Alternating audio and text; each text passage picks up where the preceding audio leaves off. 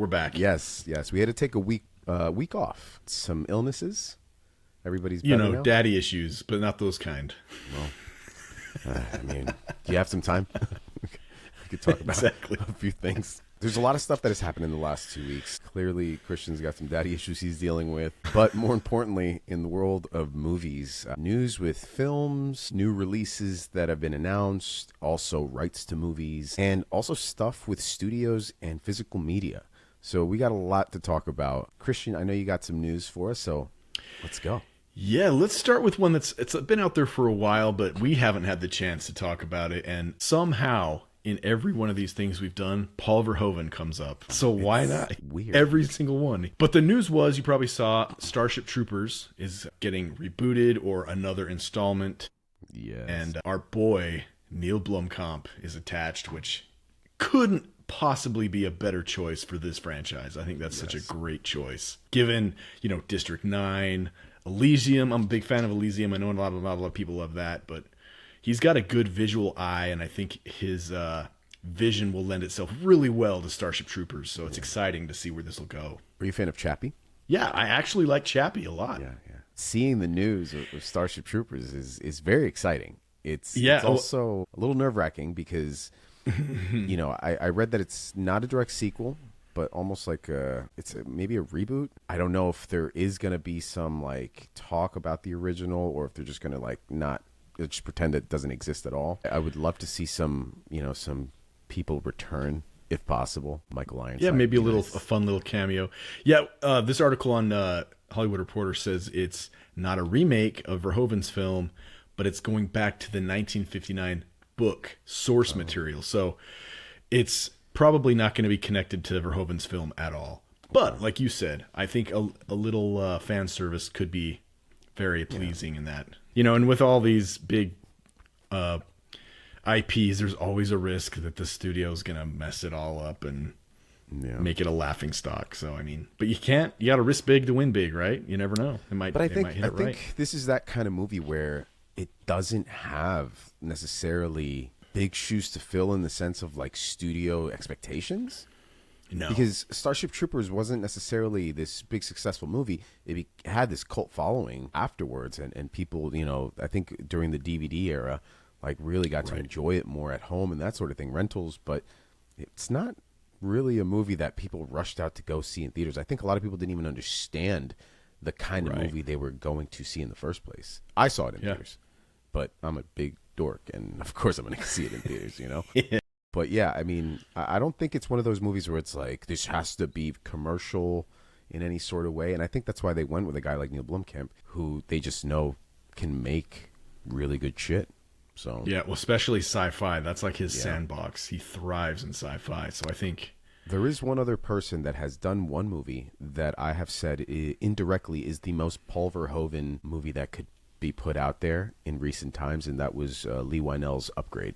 Oh, 100%. It felt like Paul Verhoeven, RoboCop, Oh, yeah. Total Recall. It just had all these elements of that 80s grit with a modern twist to it. And it's a beautiful film, dirty looking at the same time, and, over the top excessive violence, just everything you could want. So anyways, just thought I'd throw that one in there. No, that's good stuff. So yeah, that's exciting. We'll see how that develops, and hopefully Blomkamp stays on board. Okay, we've got another big property that a lot of horror fans are familiar with, and probably has a lot of studios frothing. Is Texas Chainsaw Massacre rights are now up for grabs.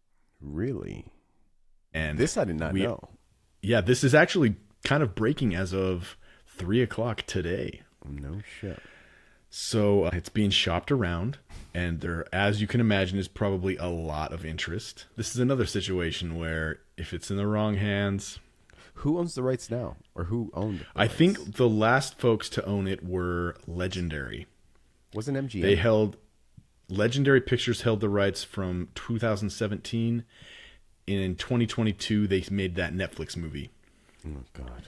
With hopes for a sequel, which never got. And they were the last ones. That was a bad movie, but that one scene with the guy in the bedroom, the one that fought back and tried to go toe to toe with Leatherface, great scene. The rest of the movie was just atrocious. That whole sequence in the party bus, What the fuck are we doing? There was something a little satisfying about watching a bunch of influencers just get absolutely slaughtered, but it's just the whole scene just made zero sense. Like there's just nobody's trying to do anything, get out of it. It's just no. I was so annoyed. But it also asks the question, or begs the question: do we need a lot more Texas Chainsaw Massacre movies? Do we just let it rest for a minute? But studios just see dollar signs. Time moves and we get older and they're not for us, right? That's the reality. In 5 years from now, you got kids that are 12, 13 years old right now that are going to be 17, 18 years old, and this is for them. This is for that new generation. So as long as there's people, coming and going, it's a revolving door. It doesn't matter. This is true. Let me see. There's one bit here that's kind of interesting. There's plenty of interest, including players who are huddling on potential packages. One mentioned is a teaming of Glenn Powell and filmmaker J.T. Molnar, and produced by Roy Lee. Another name being mentioned, and this one's actually kind of cool, Andy Muschietti. No. So, I don't know. No. Nothing cool about that. Have you seen his movies? It would be Leatherface would be completely CGI, and he'd look like the same character he's used in other movies. That same character he used in It, the librarian, whatever. That was the same scary thing in Mama. Dude relies so much on fucking CGI. If he could is just, very CG heavy. Like, bro, just some practical effects. Just just let it be. I'm not excited by Andrew. Whatever. No. Listen, Platinum Dunes had it. Platinum Dunes had it. Okay, and the Texas Chainsaw Massacre, Jessica Biel, 2003, phenomenal. I like that one. I love it. I even like the one with The Beginning. What's her name? Crap, I have to look this up. There's so many in that 2000s era that was like the girl from Final Destination. From Baywatch. Not Final Destination. No, stop it, dude. Dude, I like that one a lot. Cuz my God, dude. Wait. Stop it. Bro, what? The one with Alexandra Daddario. I don't mind the 3D it, dude. one. My God, bro. Was that one 3D? I think so. 2013, yeah, it was 3D. Do your thing, cuz. It's not that bad. It's bad, dude. Are you kidding me? That whole line encapsulates how bad the whole thing is. I thought you were going to say Texas Chainsaw Massacre: The Beginning, which I actually recently just rewatched, as you can see. That one's not bad either. And this is actually, I love the fact that none of this is planned. This isn't planned. I have this. None of it is. Because this is just something that I wanted to talk about. And as it turns out, more Texas Chainsaw Massacre news start. Also, Christian has bad taste. Yeah, I guess so. Dude, that is a horrible movie. I only like two of them, The Beginning and 2003's. And I am on the side, I'm going to get a lot of hate for this, but I prefer the 2003 over the original. I actually do too. The original's good, but yeah, I think 2003 really does a good job. I like that one a lot. Yeah, I agree. I'm a fan of the original. Nothing against the original. I'm not taking anything away from it. I was on the side of not growing up with it, so I did watch it much later in life. It wasn't as impactful as it could be for somebody who definitely saw it at a younger age, and I understand that. I understand what comes with that. So I'm not taking anything away from it. But by the time I saw it, I have already seen a lot of movies that are very similar that have basically done, their own versions of Texas Chainsaw Massacre. And while I enjoy the original, I think the 2003 one definitely had a lot to say, and it's just, in my opinion, a superior film. That pays respect to the original, though. Yeah, fair enough. And my movie card is revoked. There's more horror news if you want to know. Yeah, okay. This one's interesting. Cujo, the classic 80s horror, based on Stephen King. Okay. Darren Aronofsky is circling to direct that new movie. Whoa, not a name I was expecting. No, that's kind of surprising and interesting. Studio? Are you ready? Oh, this is going to sink all your hopes. Any guesses? Is it a... It starts with an end and ends with a Netflix. Okay. Hulu. That really makes it not so interesting. Dang it. Wow. Okay, so I bet you it's not even going to be a movie. I bet you it's going to be a limited series. Like a limited series? I bet you That's it'll be possible. Like 3 or 4 parts. I mean, not everything that's a Netflix original is terrible, but most of it is. Yeah, but I mean, a name like bangers. Darren Aronofsky, like, that's quite the name to attach to something like that. Yeah, totally. I wonder does it say if Stephen King is attached at all as far as producing? Because I know he is sometimes, and sometimes he has nothing to do with it. Let's see. I don't see a connection. Oh, there's actually a direct quote from Stephen King, I guess, to Darren Aronofsky once he heard the news. Do your thing, cuz. Oh my gosh. No, but Cujo, a Darren Aronofsky Cujo movie, that could be really interesting. I just recently watched Black Swan again for the probably third time, but for the first time in a long time. Such a great movie. That movie's so good, man. Yeah, it's trippy. It's so trippy. Mother's another solid one. Yeah. Yeah. Guy knows. I'm not a huge fan of that one just because of it's really a thinker. I think too much in that movie. Oh, really? What do you think about? I don't know. That was a very interesting. I think it was because I had no idea what it was going to be going in, and once I realized what it was, I was like, oh, okay. Okay. I didn't hate it, but it's not my favorite Aronofsky film. On this. But yeah. Did you like Noah? I never saw that one. Really? Yeah. I enjoyed it. Did you like it? Yeah. I heard it was really out there. It's definitely a creative film. It's got a really great opening sequence. I don't know the exact term for it, but basically you're watching life essentially unfold. Mm-hmm. And it's just beautifully done. It almost looks like it's like it's like time lapse kind of. Yeah. It's great. It's so good. I haven't seen that in a while. I should probably rewatch that. I'll add that to my wish list. But of his, I really liked The Wrestler. That was phenomenal. Yeah. I liked The Fountain. The Whale was heartbreaking. Still haven't seen it. It's a hard watch, man. Especially if you have family members who struggle with depression or have any other massive health issues. It's really a tough watch. But no, he's a great director. I think if he stays through to production, I think it could be a good, interesting take on Cujo for sure. And then another bit of news that's kind of sad, but I'll believe it when it is actually put to bed forever. Saw 11 is stalled indefinitely. I don't want to play a game.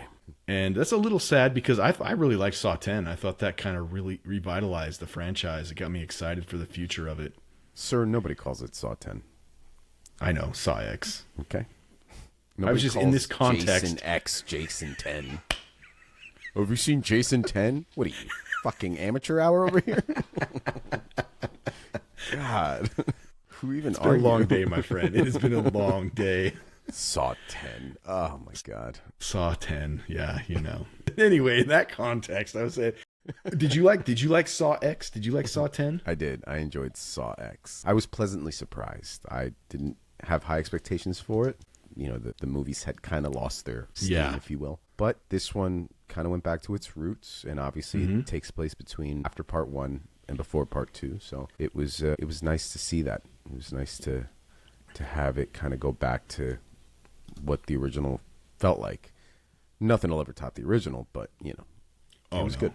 It was good. Yeah, it's still one of the greatest movie theater experiences of my life. I love Saw. The first one. Yeah. Oh yeah, the first one. That was I just remember that theater, just the sound that people produced in shock when he stands up at the spoiler alert. If you haven't seen Saw at this point, I don't know what the fuck to tell you.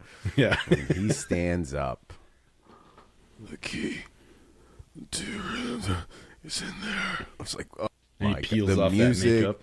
the fuck, dude, everything. It's just goosebumps. I was frozen. Like, I pride myself on like knowing shit, you know, on like picking things up. Like I do. I'm pretty fucking, I'm a smart cat, you know? But no, I had zero fucking clue. Zero clue. I never in my life. It was so much misdirection going on. You never asked yourself, who the fuck is the dead guy in the middle the entire time? Why is he even there? Bro just stands up, dude. And it's funny too, because every Saw movie after that, they try to duplicate or mimic that same conclusion where like there's the music and the flashbacks and they remember this, remember that, remember this. It just doesn't come close to matching that first one. No, that was organic. That was so fucking brilliant. You know, man. One movie I wish I could go back to and relive a first time viewing. For sure. 100%, man. That would have been amazing. So yeah, I mean, it's stalled for now. I'm sure it'll get back up on its feet again, and we'll get something, good or not. I actually met him as well. I have a poster. I think the 20th anniversary edition poster of Saw. He signed it. So Tobin? Play a game. Yeah. What's his name? Is Tobin it Tobin? No. Yeah. He wasn't supposed to write on there. I forget what he said. He said, please don't tell anybody or don't show anyone this, because he wasn't supposed to actually write that line, I want to play a game. I asked him to personalize it for me. My name, I want to play a game. And well, now you just told everybody. Well, I mean, at this point, I got my shit. I didn't sign no NDA. But I think it was at the time because it had something to do with the rights, and maybe like that phrase was like trademarked or something. And probably. It's just crazy. I mean, imagine not being able to like fucking write that out. But he did. He's that's wild. Gangster dude. Did you say he signed a movie or a poster? A poster. I want to say it's the 20th or the 10th anniversary. I forget. It was a red poster from AMC that they released when Saw went back into theaters. Okay. Beautiful poster. So yeah, I went and saw it again in theaters. Had to. And if they release it again in theaters, I'm going again, bitches. All right, man. Well, that's pretty much all I got. Coincidentally, there was just a lot of horror stuff, which is kind of cool. Yeah. So, well, I guess to piggyback off of the movie news, another bit of news that kind of came about, I want to say about 2 weeks ago. I covered it on my channel. I've been covering it on my platforms, all social media, and it's been the disc rot situation for physical media. So if you're a physical media collector like myself or Christian, you know that physical media isn't forever. Obviously, we have to take care of our things.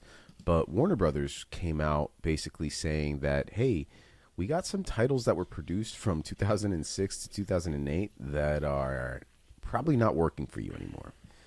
And this led me to, check the list out. JoeBlow.com had posted this article, which blew up, and that's where Warner Brothers actually responded to. So they had updated the article with Warner Brothers' response. And I checked the list, and I had 6 titles on that list. And out of those 6 titles, one of them was the Texas Chainsaw Massacre at the beginning, which is why I have it sitting here. Oh, hold on. Can you still see me? Yes. I just locked my screen out. That was weird. I didn't know that I could still keep talking. That was weird. I saw you were testing those discs one at a time. Did you find any that gave you issues? Yes. So one of them, which is it's over there on the floor, Hairspray. Hairspray is one of the titles that I own. Yes, the musical. Okay. Oh no. Oh yes, please. Not that one. Don't come at me, cuz. Okay? I'm going to do my thing, cuz. You like that movie, I can like Hairspray. Okay? Jesus, Christian. Fair enough. If anyone's wondering why Chino is so on the attack, he had a bad day today. And he's taking it out on me, his work wife. Yeah. Now I feel bad. No, I don't. You fucking like that piece of shit movie. That's your own fucking fault. That's your own doing. Anyways, Hairspray is one movie that doesn't work. However, it's not that it stopped working as of recently. I actually had tried to watch Hairspray 3 years ago. The reason I know this is because I tried to show it to my wife 3 years ago with my daughter. She loved musicals, and I was like, "Oh, we should put this on." She'll dance around to it while her and I watch, and it didn't play. And I just kind of, said to myself, maybe it's just the player.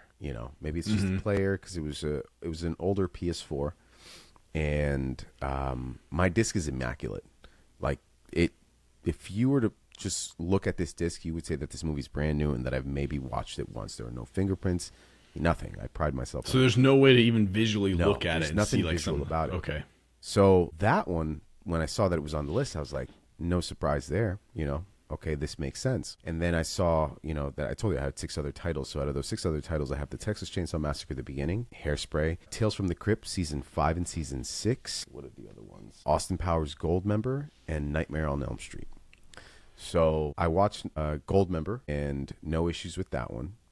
And then when I pulled up my copy of Texas Chainsaw Massacre at the beginning, I was very concerned because it is the only disc that visibly has something going on. And for my entire 30 plus years of collecting movies, I have taken care of these things.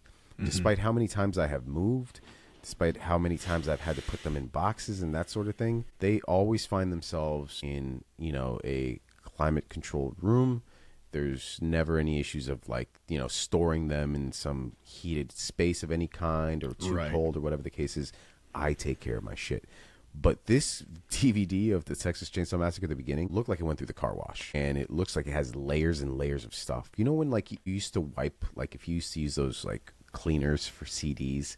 Yeah. Over time, it just had this blur, almost layer on top of it. It looks like that, but it looks like it's spotted. And I was like, oh my God, this is definitely disc rot, 100%. But to my surprise, I had no issues. Still played.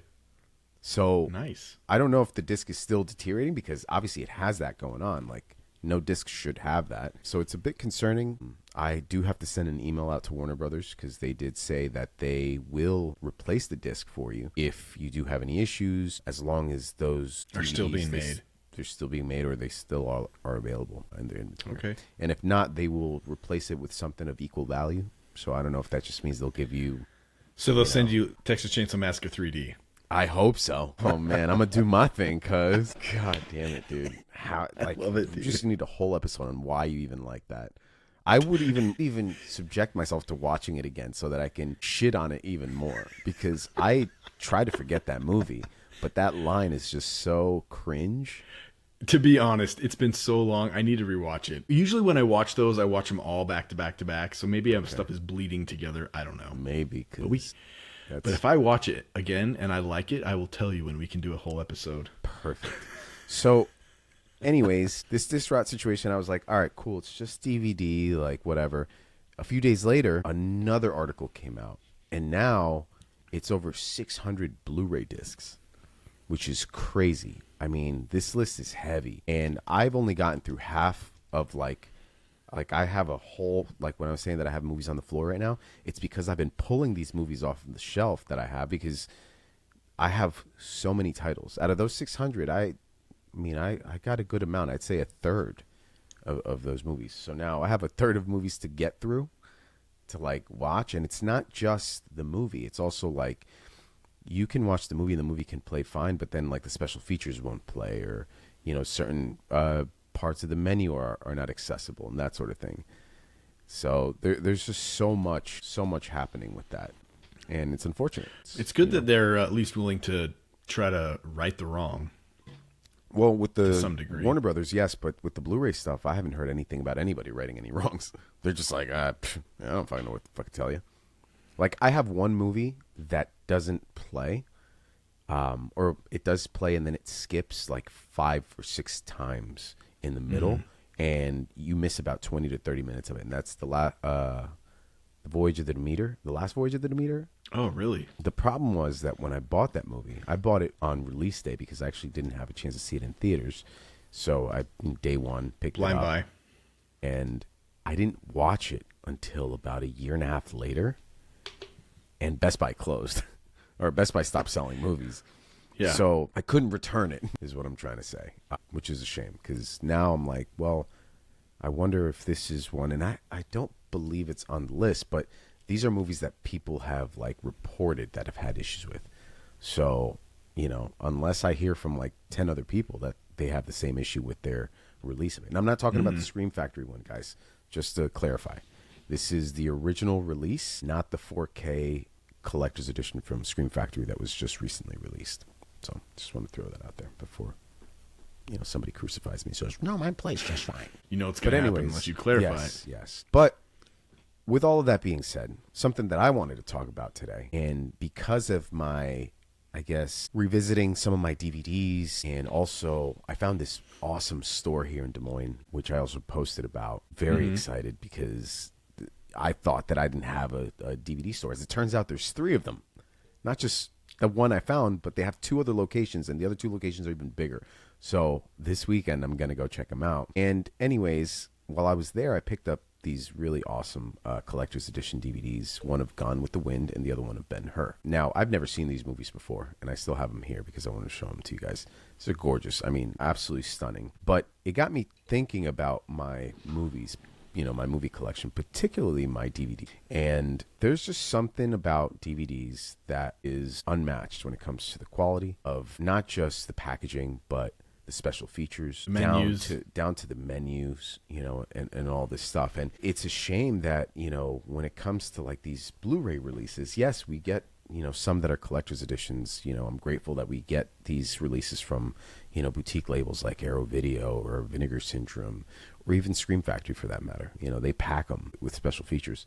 But a lot of these like bigger box set ones, like the ones that I have, like these that I picked up with Gone with the Wind or Ben-Hur, or the ones that I already own, I have like my Scream collection, the original trilogy. They're just better all around. And not just that, you have movies that don't even, the upgrade, they're just completely bare bones. Like going back to Chainsaw Massacre at the beginning, I was like, well, my wife hasn't seen it.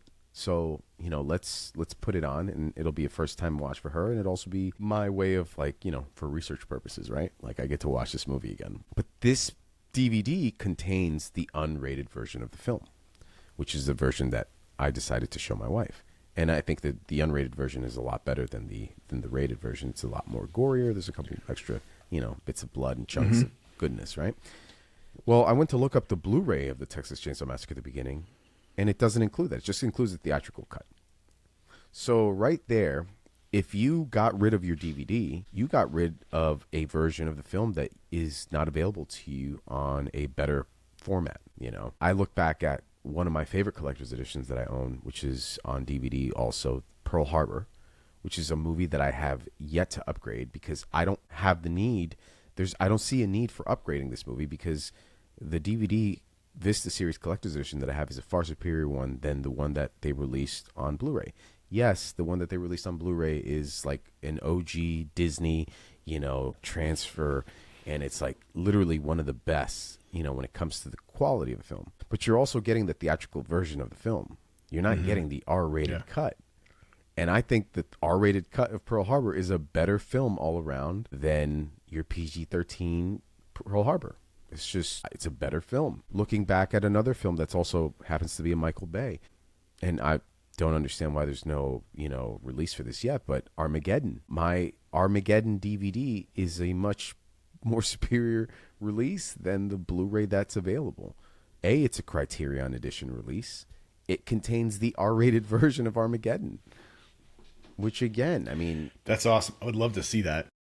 You have so many of these movies that do that, and then I look at these Blu-rays and I'm like, what is the excuse? Like, what's the problem? Aren't these discs supposed to hold more data?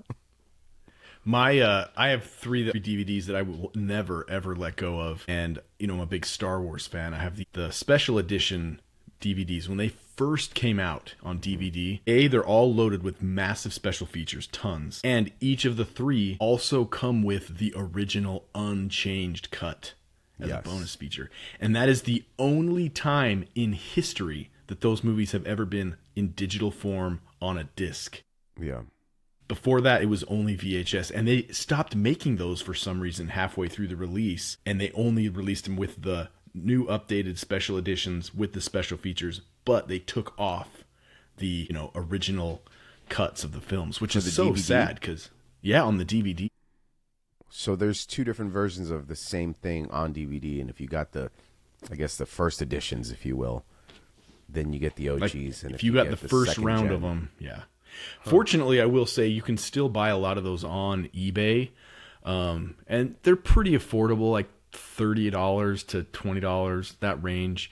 But you always run the risk of scratches, or you just don't know with eBay. Even if they say good condition, you never know what you're going to get. If you ever want those on DVD or in a physical media form, that is the only way you can get those. So I still have my. Any of you out there want those, you better act soon. Yeah, I still have my release of Star Wars, the original trilogy, on VHS. So I'm not getting rid of those. Those will stay forever with me. Yeah, I mean, not to get into the huge details, because I know a lot of you are probably nerdier than I am about Star Wars, but you have like the original Cantina song at Jabba's palace with all the puppets, none of this CGI dance thing. You've got the original space battles that are all miniatures instead of CGI. It's the Ewoks' eyes don't blink. Little tiny things like that just made the original movies so much.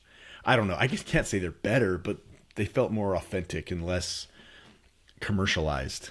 Yeah, I mean, another thing too is I understand that like technology gets better, and you know you have that ability to change and upkeep, I guess you will, your projects that you've made as a director, but also give your freaking audience, your fan base, the chance to choose.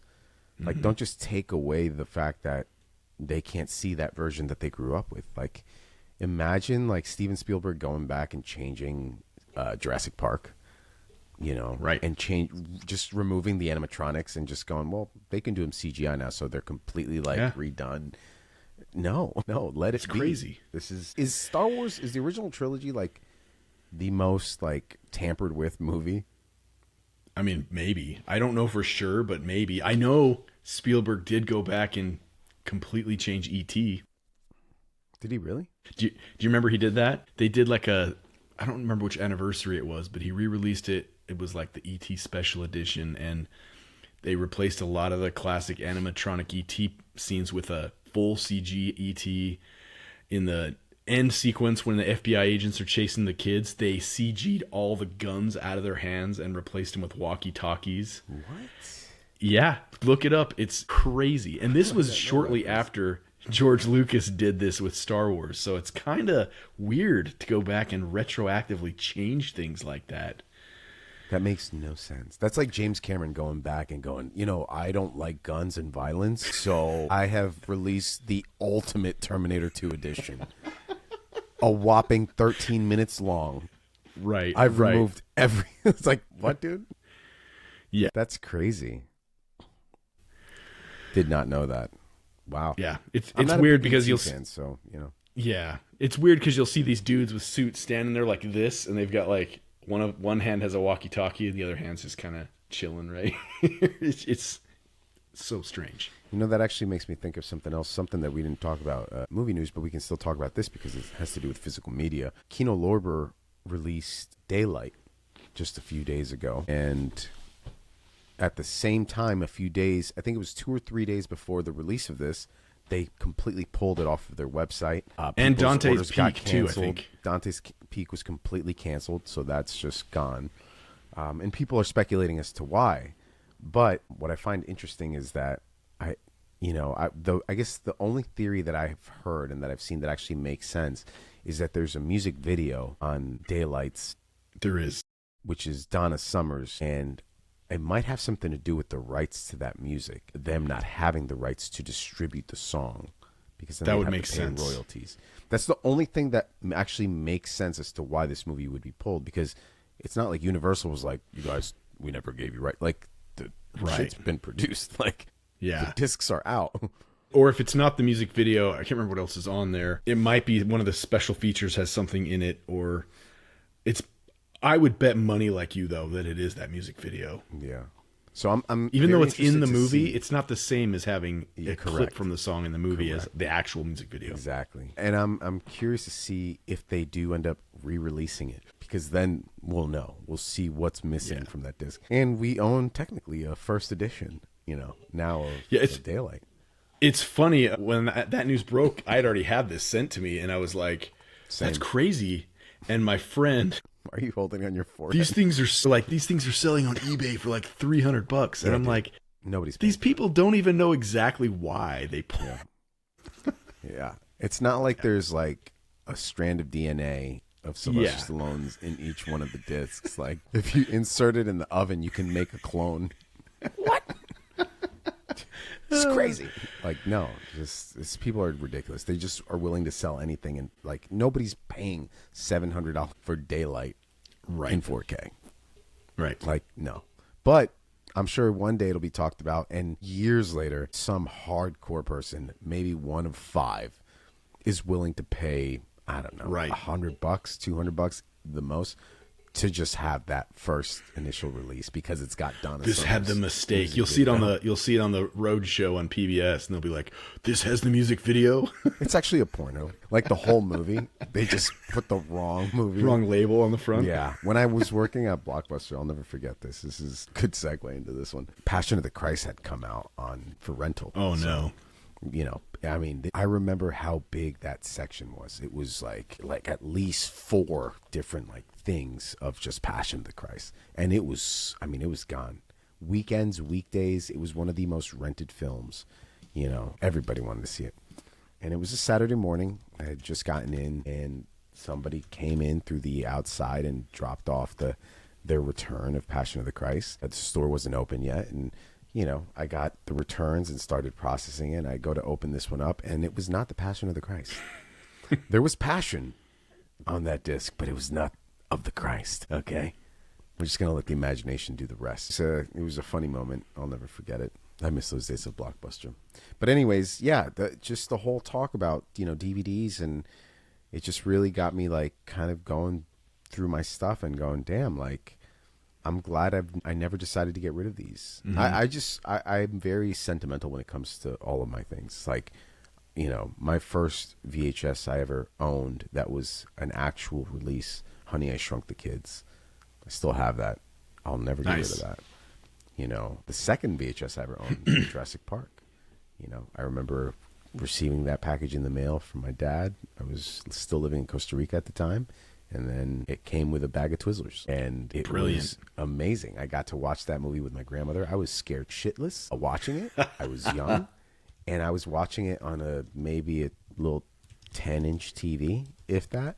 And that was my first experience. And I felt like that movie was bigger than life. It felt like I was watching it on a big screen. And at that point in life, I had never been to the movie theaters.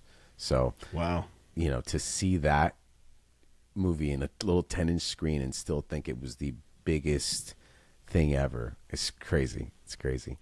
I remember my first VHS I ever got was Batman 1989. Nice. And it was like I'm from Utah, and we had this place kind of like Costco. It was called Price Savers. And they had a big like palette of just these VHSs. And it was like, back then when this came out, VHSs were like $60 a piece. Like they were expensive. Yeah. And I remember it was like $59.99 plus a rebate for $30 or something if you that's a pretty good deal. Mail it in. So I got it, and dude, that movie, it's still at my parents' house, but that has so many miles on it. That was one of the first VHS releases that was massively sold too, I think. So I have 2 copies of it. I have mine, and then I bought another one just in case the one would take a dump. So nice. And the ones that I have, like my actual ones that I've owned since childhood, they're like they have these protective boxes on them too. So I make sure I take care of it. But yeah, the DVDs, man, like, you know, I have all of them. I have over 4,000. I have over 4,500 movies, you know, physical media. And out of those 4,500, about, I'd say a little over 700 are DVDs, you know, and I'll never get rid of them. I mean, they're chilling. They have their own section. You know, you have the snap cases for the DVDs. Just the menus, man. All finding like hidden stuff was the best. Like you accidentally lean on your controller, you know, and then you just like hit this spot, and you can see this icon pop up. And like, what the hell is that? And then you just watch. They don't do that anymore, man. No, I love that stuff. It's little things like that, and not for nothing, but I get to do what I do for a living because of DVDs, because of special features. Like, I didn't have money growing up. There was no way I was going to college. There was no way that I would ever go to film school. There's just no way. I learned everything that I know about filmmaking because of special features. And that, I mean, I guess that's why I'm very sentimental about this shit. You know, and I'll never get rid of them. So those are, yeah, just the little things I wanted to talk about with the DVDs. And I don't know, do you have any DVDs that are like, that come to mind that are just like, just better?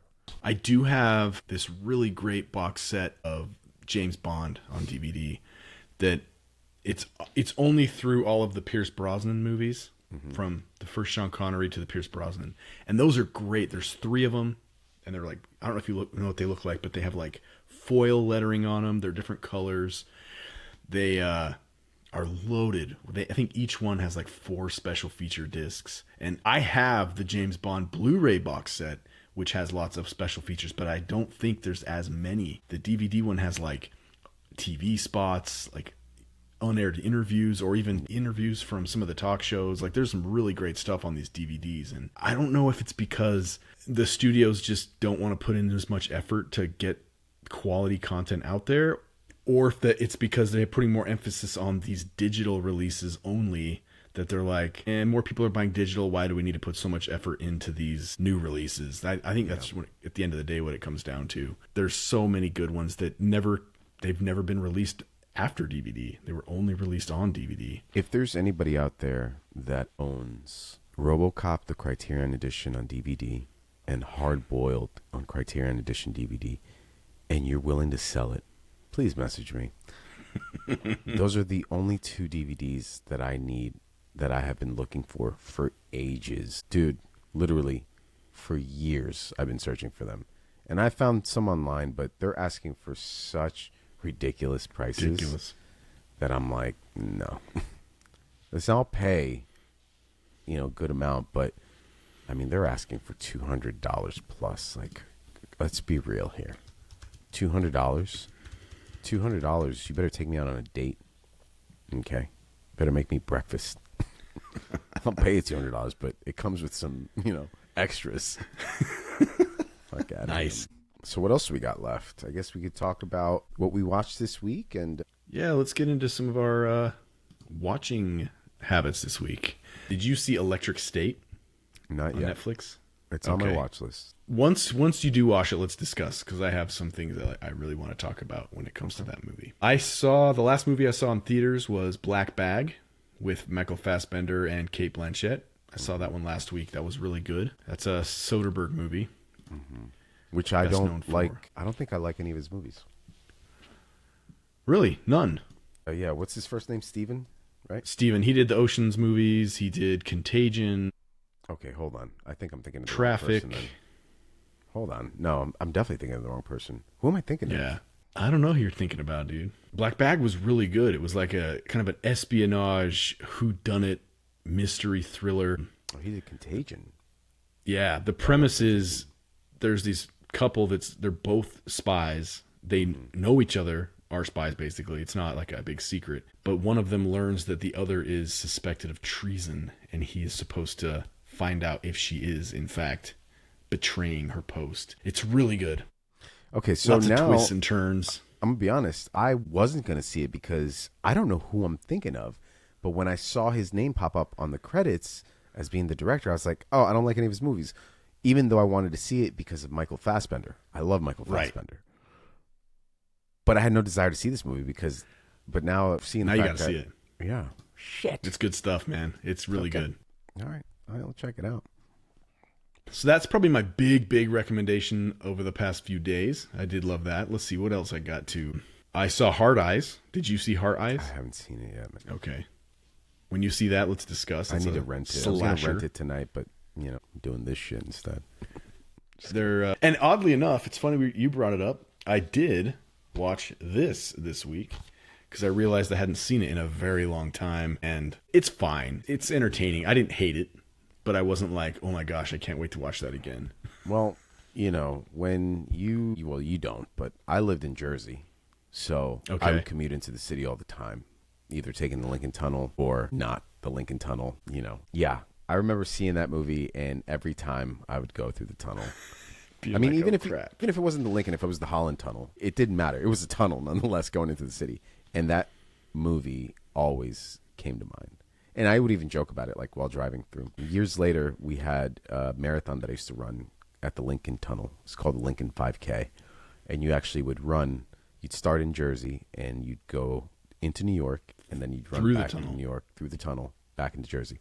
And what they would do is a few days prior to this 5K, they would actually not allow cars to go through one of the actual tunnels, and they would clear it out of all fumes and everything. Yeah. To make sure that we could. How long is the tunnel? Do you know? It was a 5K, so what is that? It's like a little over 3 miles. A little over 3 miles, yeah. Yeah. And it was, you don't realize it, but it's steep. When you're coming back, dude, you feel it in your freaking ankles. Oh, like, it may not be a crazy run, but you're running up a hill and you're like, holy shit. And it's just continuous. It's this gradual, just, climb. And I'm like, God damn, the first time I was not prepared. No, my calves and my shins were done. But I did it year after year because it was all the proceeds would go to the Special Olympics, so it would help fund for any kid that didn't have the money to participate.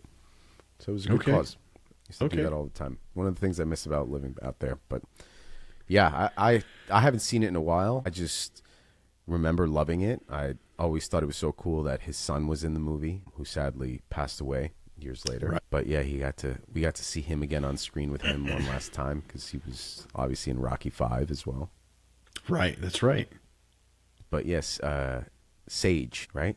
Sage Stallone, if I'm not mistaken. If that sounds right, I think that checks out. Yeah. I don't know. The movie's got a very special place in my heart, and you know how I feel about Sylvester Stallone. Totally. No, that makes sense. It's dad. I don't know if we talked about one time that I saw Watcher with Micah Monroe. I was really liking her performance in that. I also saw this week this Hulu movie she's in called Significant Other. Did you see that? No, I have that on my watch list, though. Okay. I really liked that one. Okay. Again, don't watch any trailers if you're not familiar. Yeah.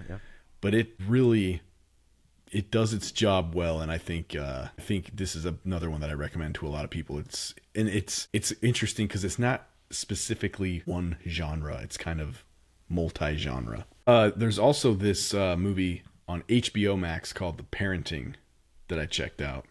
That has Brian Cox. He's the biggest actor in it, but it's got Brian Cox, Edie Falco, Lisa Kudrow, Dean Norris.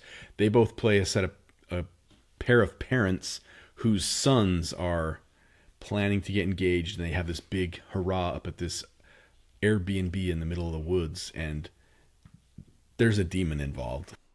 What the fuck? It's not really expecting you to go there. Yeah, it's a really interesting take, and I went into it not knowing what to expect. But I laughed quite a bit. It was very funny, but it was also scary too. It's weird. I mean, I wouldn't put it in the same category or even the same quality as like Evil Dead, that genre, but it's got a lot of the same characteristics where there's some really great horror elements and just some ridiculously hilarious situations. So it's worth checking out. Interesting. The Parenting. It's streaming only on Max.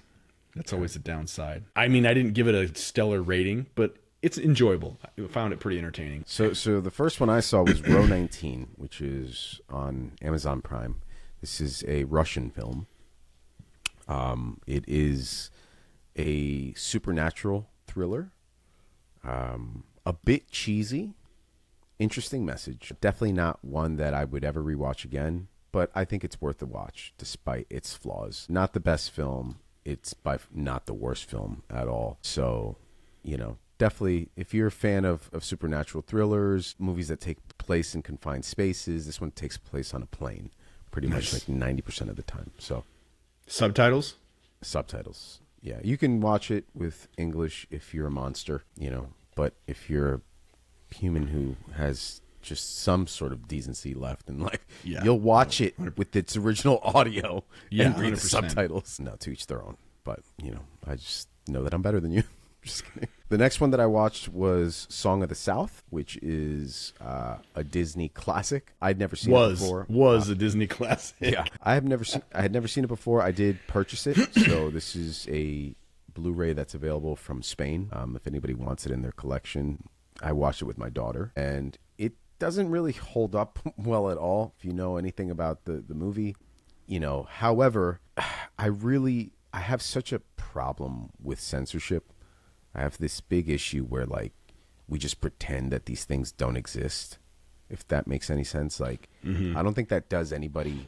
I'm not trying to go into a rant here of politics or anything like that, but I don't think pretending that this movie doesn't exist and pretending that this wasn't a product of its time is beneficial to anyone.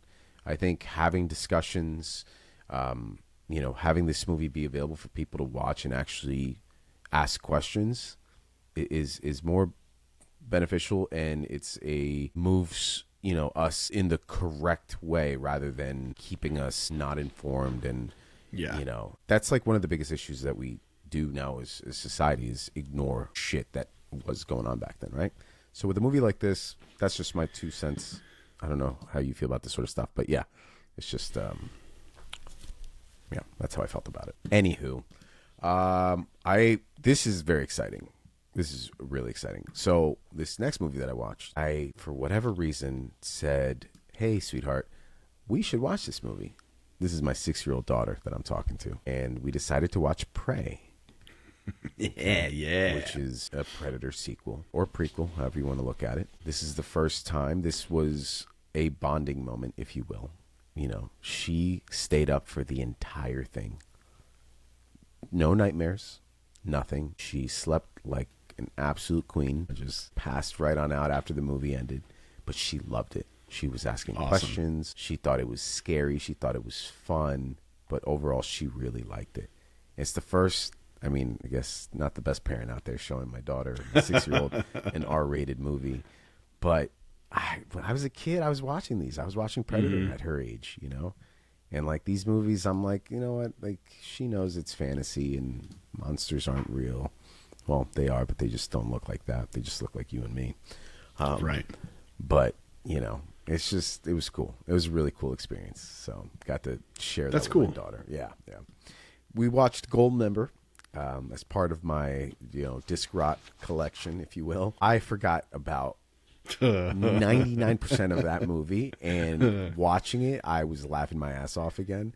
The intro with Kevin Spacey as Dr. Evil, Tom Cruise as fucking Austin Powers, Gwyneth Paltrow, ridiculous. You know, the characters, the names. I mean, still the Beyonce. The worst character is Beyonce. Oh yeah, 100%. I remember saying that in theaters. You can't act. Yeah. She still can't act. It's as bad as you remember. It's actually worse. There's just moments that are just so awkwardly bad. My favorite sequence in that movie is the tent shadow scene when they're like, those are always good. Yeah. I love those movies so much, man. They're so my ridiculous. gosh. My mom hates them with a passion. She hates the Austin Powers character. She thinks he's disgusting and vile, and I love it.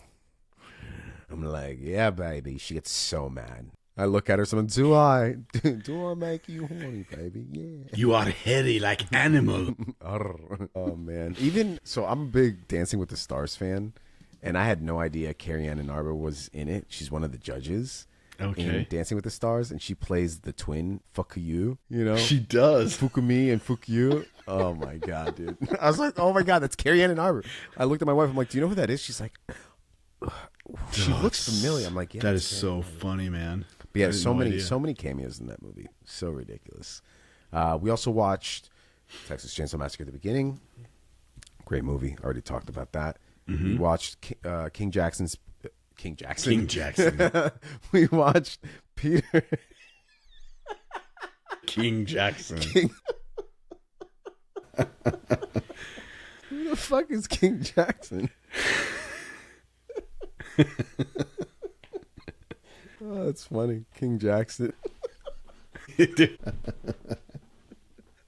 My gosh. I'm crying. Oh, it's so stupid. We watched Peter Jackson's King Kong. There we go. Not King Jackson. I don't know who King Jackson is. Yeah, Peter Jackson's King Kong. And this is the first time watching the extended cut. I'd never seen the extended cut. And I enjoyed it. I really did. I liked the theatrical. I'm a big fan of it. I know a lot of people didn't really vibe with the King Kong that much. I really liked it, and this extended cut I enjoyed. There was a whole other scene that took place in that, you know, on Skull Island. There's like this lake monster. It's pretty cool. The effects, you know, they don't hold up as well, but the storytelling for me is so good that it doesn't ever really take me out of it. You know, was that Blu-ray or was that DVD? That was the 4K. Okay. Yeah. So that was great to see that. And the following night, I watched The Last Duel. I've been wanting to see that, and a lot of people are raving about it. And I don't know what movie they saw. It took me 3 nights to finish. Okay? 3 whole nights to finish this movie. I'll be honest, 2/3 of the film, I was bored out of my mind. I was so bored. It looks stunning, and the acting is as good as it can get, but you know, the accents always throw me off because some people commit to accents, other people don't. And I don't know what it is about Ridley Scott as of recently with that, but like, dude, like, get your people to either commit or don't, you know? Like Gucci, that House of Gucci movie. Yeah. Why are they speaking English? They're Italians and they live in Italy. I can promise you they're not speaking in English with accents. Right. Nobody's going here and going, pass the spaghetti, the House of Gucci. No, they're fucking talking in... Anyways, they should have had Italian actors. Whatever. That's a whole other conversation for another day. Same thing with The Last Duel. Just a lot of in and outs that I'm like, okay, this is a little odd. But the last 30 minutes... I know, I'd say the last like 45 minutes were solid. Okay. Solid. The movie is divided into 3 different chapters, which is ironic because I ended up having to watch it in 3 different fucking nights. Right. But the last chapter was great. And I was like, where was this in the first 2? Like, I don't know. It just was, I don't know. I'll watch it again later down the road, knowing now what it is and how it plays out. Maybe it's a case of expectations where I just didn't enjoy it. Maybe it isn't. We'll have to wait and see. I rewatched Predator the other night because I watched Prey, and I'm like, you know what? Let me watch the OG Predator. It's still a 5-star. Oh, yeah. It will always be a 5-star. I love that movie. And I've just been literally the last couple of days just fucking just talking like Arnold. So, you know, like my wife, Dylan! She's like, shut up. It's constant. So, anyways, I watched Den of Thieves 2, Pantera. You've been waiting for me to see you, so God. It's not planned, dude. It was just sitting here. You're so corny. Listen, I'm glad you got. Do your thing, cuz. Just do your thing. I'm so glad you got around to seeing it, dude. Very different from the first one. Yes. I still don't know how to feel about it. This is another one that I was expecting more of the first, and I got none of that. So right. I'm still kind of processing it. I gave it a 2.5 star. 2.5 star, not being, it's just in the middle. I didn't hate it. I didn't love it. I'm still trying to figure out where I stand with this one. What did you, for context, what did you give the first one? Or did you I think it was, like it considerably better? Yeah, I did. Yeah. It was memorable. Yeah. I feel like this one wasn't, you know, I feel like a lot of the stuff just was really, it was definitely more, it was definitely more Fast and the Furious than Den of Thieves. Well, no, I felt the complete opposite. I felt like this was more of like Ronin. I immediately came to mind, you know? Okay. I can see that. With Robert De Niro. Huh? It felt more, it felt more like that. It just felt more of a drama that had occasional action set pieces. But I don't know, man. I still have a lot of thinking to do with this one. Right. I'll have to rewatch it. Again, this is one that I went into it with a very, very high expectations, you know, and expecting a very different kind of movie, right? Yeah. I'll say one thing I think it did well was I feel like it was a good pivot point to turn a really solid movie into a pretty good franchise. I feel like it did a good job of kind of broadening the possibilities of what these movies can be. Yeah. I gave it a 3.5 stars. I mean, it wasn't blown away, but it has potential, I think, to be a really good franchise, like a heist franchise kind of thing. Yeah. Yeah. I mean, you know, 3.5 stars. You like Texas Chainsaw Massacre 3Ds. That makes that, you know, all checks out. It all checks I also watched The Twister, Caught in the Storm, a documentary that just came out on Netflix. Dude. I saw the trailer for that. Man, that movie was a roller coaster of emotions for that documentary. I don't know how many times I cried. Wow.